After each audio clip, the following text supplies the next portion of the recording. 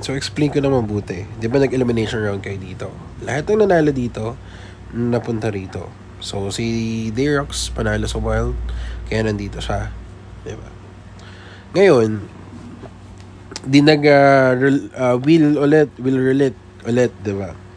So, sa 5 nanalong team, Lacria, Teros, at saka Go, Fresh Fruits, Bisacols, and Dayrox Fox, sila yung nakapasok sa quarterfinals. Ngayon, sa quarterfinals, ang nagkatapat ay ang Team Bisacols versus Team Go. Ang nanalo ay ang Bisacols, di ba?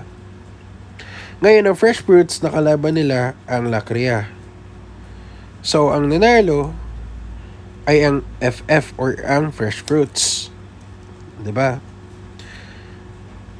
Ngayon, ang Fresh Fruits, nakalaban nila ang Bisacols na nakaraan. Which is ang nanalo is ang Bisacol.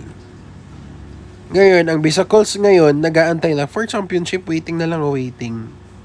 Waiting na lang. No. Ngayon, since natalo si Lacria Toros, pupunta siya doon sa lower bracket. Ang nag-aantay na walang kalaban ay ang Dayrox Fox. Dahil nga hindi tayo even ang numbers, which is 9 tayo sa simula. Walang odd, may bye. May bye dito, 'di ba? So si Dayrox Fox, inaantay niya kung sino yung matatalo dito. Yun ang makakatapat niya, which is nanalo ang FF, nakatapat ng FF ang Bisacols.